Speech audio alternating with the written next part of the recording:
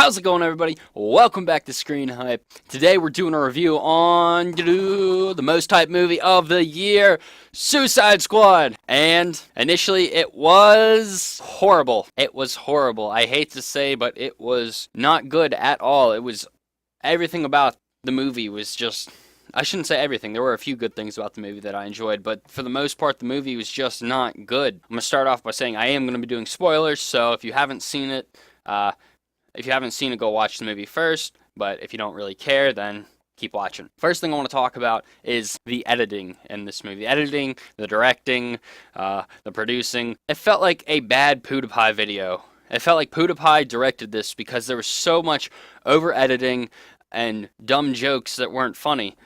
No hate to the guy. I mean, some of his jokes are pretty funny, but, you know, he even admits he makes dumb jokes, so. But they had these dumb jokes that were just completely unnecessary, and the editing was just so intense. It was like they didn't even take it seriously. I'm sure we all know the scene where the Joker walks up and says, "Oh, I'm not gonna kill you.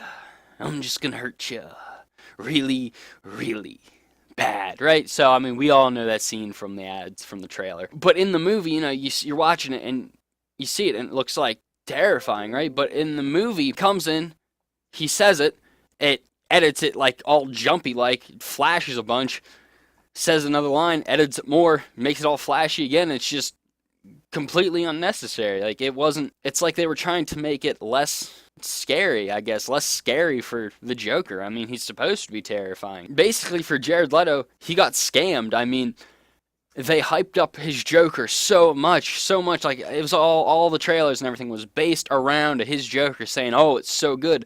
And I'm not going to say it was bad, but I don't know if I liked it or not because of how little screen time he actually had. He had maybe like 10 minutes of screen time tops. They cut out over half his screen time from what they had filmed.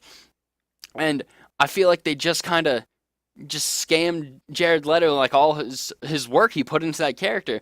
And then halfway through the movie, he's in a helicopter and it gets shot down, and you don't see him till the very last scene. I mean, how are you gonna hype up a movie around one character and then hardly have him in the movie? I mean, that doesn't make sense to me. Now, for the acting of the other characters, I think all the actors did a good job with their characters, developing character, being the character.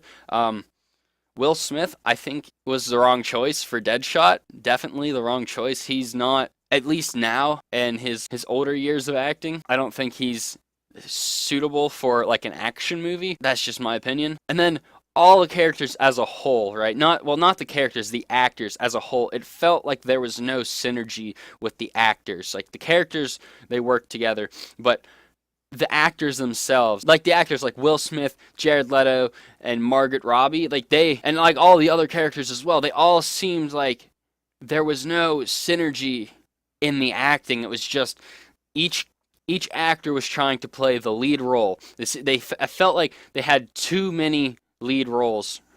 They wanted to have too many characters in this, to the point where it just made it, you had no idea what was going on the whole time. You didn't know which character you're supposed to be following or which character you're supposed to be paying attention to.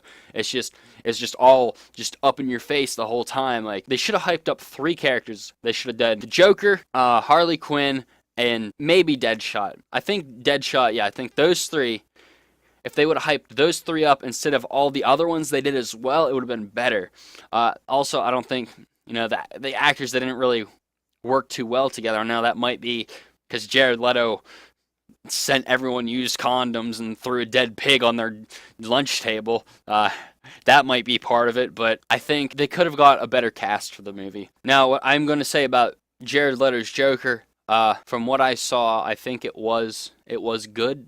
Now, I can't tell if it was better than Heath Ledger's. I'm going to have to go with no, it was not better than Heath Ledger's, simply because he wasn't in the movie enough to make a decision off that. He had a fairly good Joker. I mean, it was I enjoyed it, but like while I was watching the movie, Joker first came out, I was like, yeah, here we go, and it was like 10 seconds. I was like, okay, and then it was like another 10 minutes into the movie before we saw him again, and then it was like another 15 seconds he was there. I mean, it just wasn't what they hyped it up to be. If they would have had less hype around the Joker and more hype around the rest of the movie, as well as maybe a different director, different actors, I think the movie had a lot of potential, but it just did not live up to the expectations. I also think I personally went into this movie to see it with too high of expectations. I think I should have kind of expected that it wasn't going to be kind of what I was hoping it would be. I was hoping it was going to be good, but unfortunately it was not. Overall, I'd give the movie, unfortunately, I have to give it a 4 out of 10. It just was not good. It just was not a good movie. I hope they do make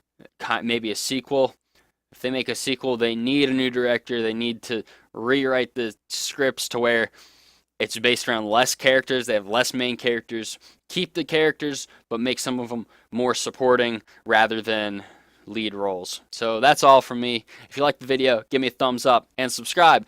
If you didn't like the video, give me a thumbs down and leave a comment at what I can do to make it better. Like always, a picture's worth 1,000 words, but a good movie's worth 10,000. Thanks for watching.